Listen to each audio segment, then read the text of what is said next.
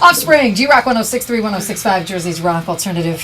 And Gone Away on this Thursday with me, Terrie Carr. Hey, we're going to have like a little party in the studio. Are you reading a book over there?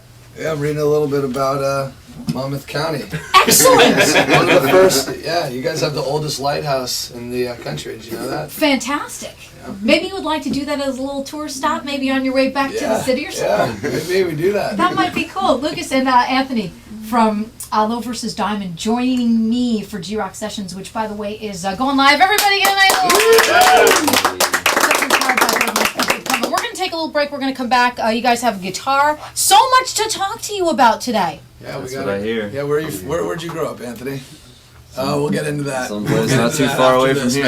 I heard a rumor that you're from New Jersey. That rumor is true. Can I grill you a little bit when we come back? Sure. You know, the cool thing, too, is there are people probably listening right now that after I grill you are going to say, oh, I know that guy. Yeah. Actually, that's I think our winners winners here, one or both of them, did you guys go to high school with him? We did. Yes. Oh, boy. We did. Wow. We may bring them up to ask a question. Yeah. All right. Do it. Low vs. Diamond coming up next on G-Rock Sessions. There we go.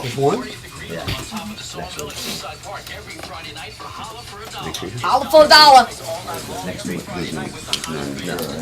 one show.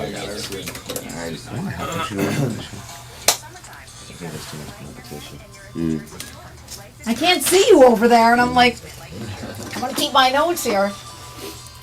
G-Rock 106.3, 106.5, Jersey's Rock Alternative, going live with G-Rock Sessions.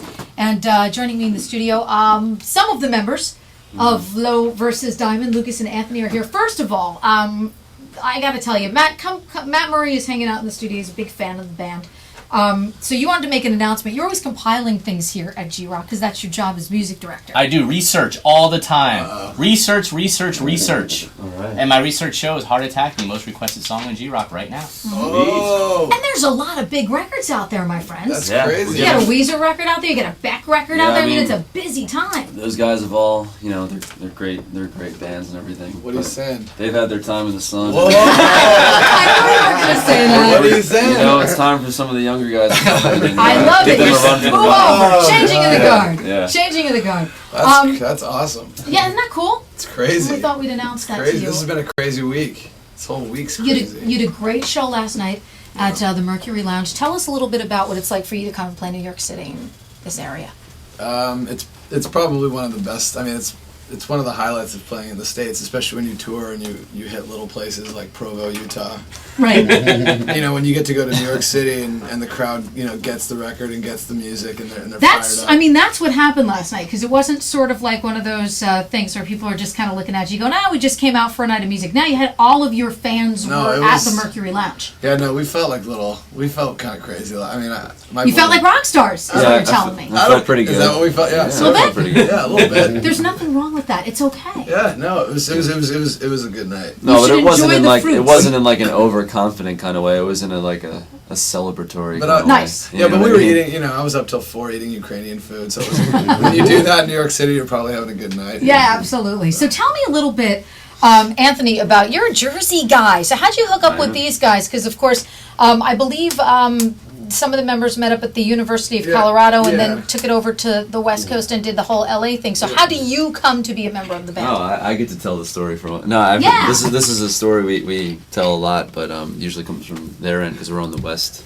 Yeah, you're in your hometown. Yeah. You should see it. We're always on the West, and it's always like, so you're the Jersey guy. There's this weird perception it's not like of a what looking Jersey down. is. All it is like yo, you live near the Sopranos. No, but you know what? Honestly, all I can tell you is that him and Johnny represent Jersey. John's everywhere the they go, they're like good. They're like you don't and specifically South Jersey too. Yay! Yeah. Very So where are specific you about from that. exactly? Exactly from a town called.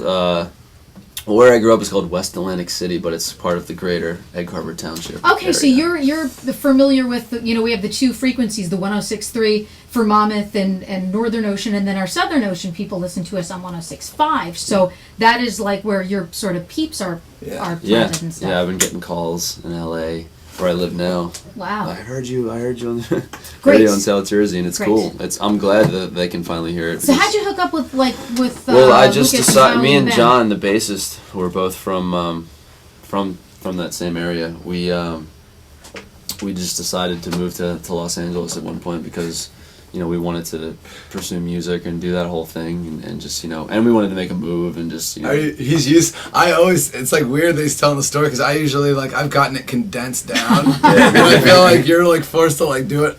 Basically, what I always say is we had some songs written, and I got a phone call from a friend. We were looking for a guitar player and a bass player, and they had been doing whatever jobs sitting around in LA, and I was like, I need a guitar player who can sing and a bass player. And a friend of mine's like, I know two guys that are best friends. They're from New Jersey. Wow. And we Yeah, met it was up kind of and- one of those things give these guys a call. That happens in Los Angeles a lot, and it's always And it never works whatever. out, but And it worked out. First You know what I mean? phone call. It was the first phone phone call, and met these guys. It was a little weird at first. The Jersey package. Dude, Yeah. it was like they were sitting there like this little duo. Cute. I was like, who are these guys?